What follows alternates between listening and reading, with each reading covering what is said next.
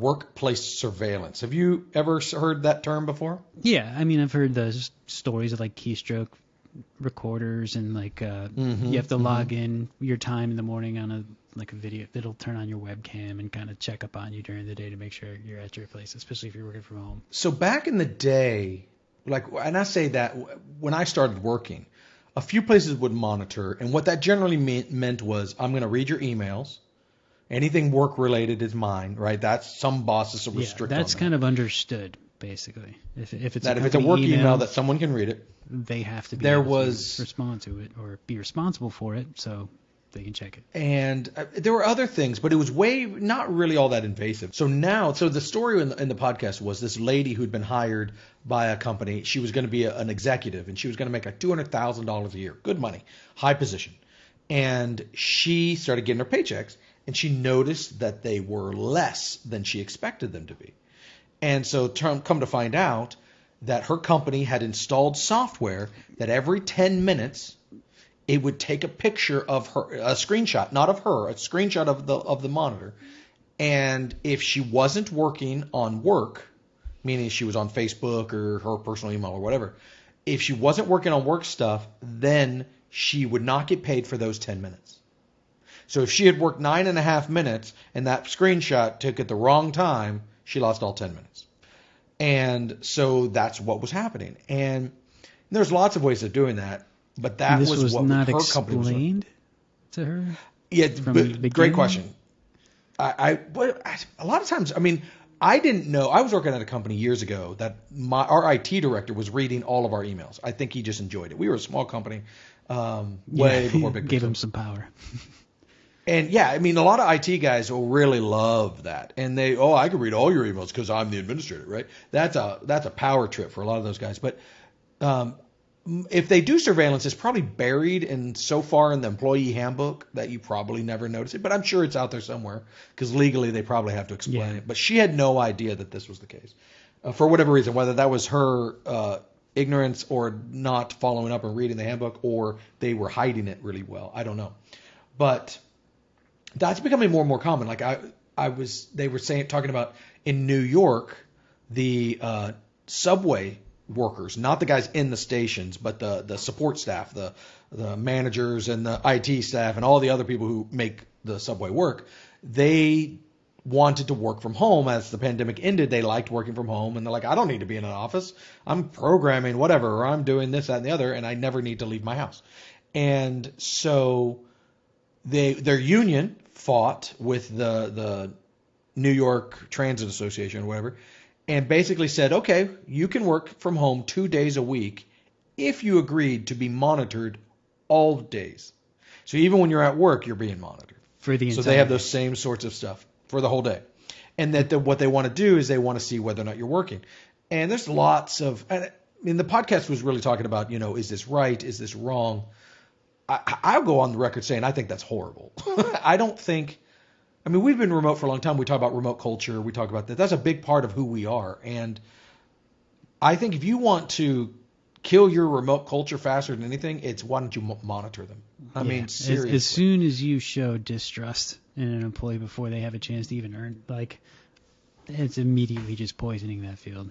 I mean, now I'm nervous. 'Cause one of the things they brought up is a lot of times, especially like someone like my job, a lot of what I do isn't on the computer, right? My job is to talk to other developers and, and chat with them and meet with clients and be on the phone. And my computer might not be active for 30 minutes to an hour easily.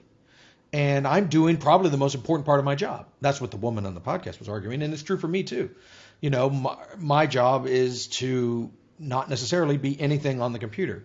If I'm on the phone with a client for 30 minutes, if I didn't get paid for that 30 minutes, that would be really wrong. Right? Yeah, and at an executive level, I know she's not getting paid to just sit there and, type away and create drafts. Yeah, She's probably doing a little bit more. That's right. But I think even for a developer, and then, they're code warriors, they live at their computers. But I know from experience that most developers, if you get 4 hours of really good coding in an 8-hour period, you are above average. It takes a lot of mental energy, and they have to take breaks. They have to, and it's not like I'm giving them breaks every 15 minutes or something like that. It's just your brain gets tired. If you're working 8 hours a day and you're coding for that full 8 hours without hardly any breaks, you're going to burn out. You just are. If you did that with me, the screenshots with me, if take a picture, you'll see my Spotify and Slack up, not moving while I'm like sketching out ideas and stuff like that, and then sure. There's no way you do it. Yeah, you wouldn't see it. I think even the IT guy reading emails, it has really irked me. You hired me, especially if you're a high qualified worker. I mean, I get if I am hiring, a guy who drive a truck and I want to track that truck. I don't have like UPS or whatever. Or I don't Amazon. have a problem with that necessarily. Amazon, sure, they all do it. They track. But even my friend, nonstop. he's got vans. He's got a dozen vans that are around the city doing their job, and he tracks them all. Yeah. But I don't have a problem with that. To me, that's like tracking your equipment. The truck is equipment. You got to know what it's, and you kind of get it you kind of know if they're wandering off and driving places they're not supposed to drive or that kind of thing. But if you had a camera in the truck, which is what I would equate this to, I think you've crossed the line. Yeah. Like now you're monitoring the person, not the activity of the person. To me, a developer or any white collar worker or any someone who sits at the keyboard, they have a product that they're supposed to be producing, and that's how you rate them, right? If you have a guy who's super talented and can do 8 hours of work in 2 hours, are you really mad about that? Really? Or if he can find a way to solve a complex problem, if it takes him 8 hours to think about how to do it better, and then that fix saves 16 to another 24 hours of actual work for future. You know what I mean? Sure. You can't. Yeah, it would be hard for someone who doesn't do what they do to sit there monitoring them and efficiently, like say, well, they were either working or slacking. I'm going to make that judgment call, not based on his output, but just based on my opinion of what I'm seeing on his screen or on his webcam. Well, what's even crazier is it's AI and machine learning that's determining whether or not they're working. Right? I mean, it's not like a human's going, oh, that 10 minutes is bad, that 10 minutes is bad, that 10 minutes is bad. No one's doing that. That's a waste of huge human effort. It's a machine doing that.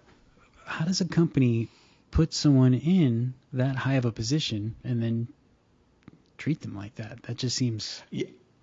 That seems like a mistake on their part to even let someone into that kind of a position if they immediately assume that they're slacking off and not working. You know what I mean? It's like, we're going to promote it's funny because we don't trust you to do your job. A lot of blue-collar workers are now like, yeah, duh, we've been dealing with this for years. Now the white-collar management guys are getting monitored now, and they're throwing a fit because they're like, hey, for all the reasons we're just saying, but the blue-collar guys, the guys in the trucks and digging the holes, well, you can't monitor someone digging holes, but you know what I mean. The call centers is really where this came about. Is call centers, they wanted to know how many minutes they were on the phone and blah, blah, blah. So they monitored all of that, and that's how you got paid. And that's where this stemmed from, and it got more and more. But it's funny because now the managers are the ones tracking, and they're the ones mad, even though they've been tracking their people for a decade. So it's kind of just desserts. Let's just not track people. If you can't trust your people, I mean, okay, the business owner in me is saying, well, there is a level of worker that, the guy who's don't show up half the time. I mean, I got guys who run companies, and it's like this. We have 300% turnover rate every 6 months because people just don't show up because they don't want to dig the ditch. There's industries that have to deal with that all the time. Yeah. Yeah, and that's so. In that case, maybe at that low of a level, maybe you have to do something. I don't know. I hate to sound like that, like, oh, you're this class of person, therefore you should get monitored. That's not what I'm saying. But I understand as a business owner, if you have 300% turnover, you've got to do something. I got to know whether, to prepare myself, is this guy going to show up? No? Okay, then I got to figure that out as fast as possible. Yeah. I don't know how you do that. I don't know the line there. But I do think if you're an executive and you're hiring me to be an executive, a lot of trust is involved. And if you're having to monitor my keystrokes, there's some way off there. You should email us at hello@thebigpixel.net.